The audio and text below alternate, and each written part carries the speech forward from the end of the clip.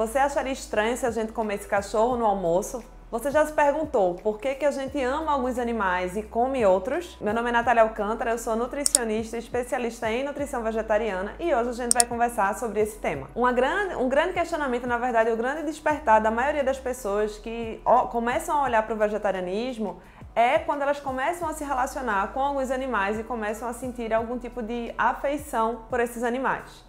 Então, por exemplo, se você teve um cachorrinho e começou a se apegar a esse animal e em seguida se questionou, poxa, por que eu como frango, carne, porco e eu tenho tanto cuidado com esse animal?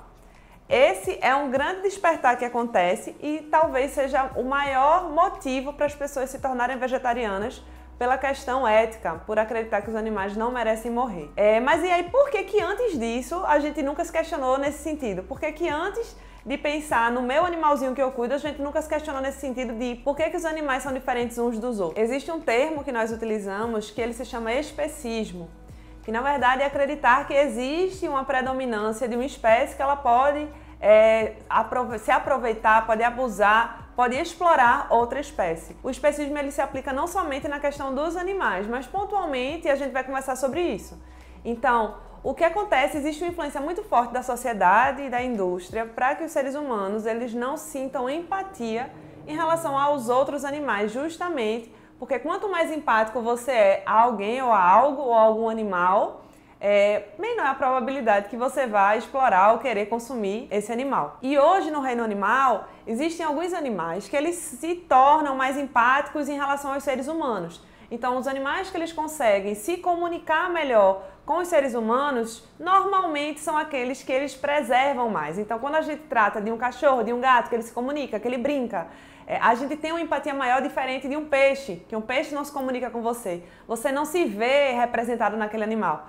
Então, é por isso que quanto menos empatia o ser humano tem por um animal, maior seria aí o nível de exploração que esses seres humanos teriam. E esse questionamento e essa colocação de hoje, ela vai muito além da questão do ser humano se alimentar e ter necessidade nutricional. Isso a gente já sabe por vários vídeos aqui, que nutricionalmente você não teria essa necessidade de consumo de animais para sobreviver. E aí o que a indústria faz? O que é produzido? Quando a gente pega um pedaço de carne, corta em vários pedaços, isso torna aquele animal que era um animal que você poderia se identificar a simplesmente um pedaço de carne. Então, quanto mais distância você tem daquele animal, quando você despersonifica aquele pedaço de carne, mais fácil é o consumo. Então, se você coloca para uma criança, por exemplo, com um gato, com um coelho, ele provavelmente não vai querer se alimentar daquele animal, ele provavelmente vai fazer carinho naquele animal. Então essa desconexão, ela já vem desde a nossa infância, quando a gente oferece para os nossos filhos alguns pedacinhos de carne que ele não faz a menor ideia do que é e que ele é ensinado de que aquilo vai ser um alimento. Inclusive, não é raro quando você informa, quando você começa a educar uma criança, dizendo que aquilo ali realmente é um animal que ela tinha uma conexão, que ela fica completamente chocada e diz, poxa, se eu tô comendo esse peixe, eu tenho uma afeição e eu me relaciono com esse peixe, talvez não seja a melhor forma de me alimentar. Isso tudo para dizer que a questão da alimentação é uma questão completamente ensinada e que a gente está aqui para desconstruir essa questão. Por quê? Porque muitas vezes a gente vem com a memória afetiva em relação a alimentos, muitas vezes os pais eles têm essa consciência e querem transformar a alimentação dos filhos, mas a gente carrega aí hábitos de uma sociedade carnista que a gente precisa desconstruir. Que talvez fosse mais fácil se a gente não tivesse construído esse tipo de relação com os animais e com os alimentos que deveriam ser consumidos de fato. Então, como eu falei dessa questão dos animais, foi o meu despertar também.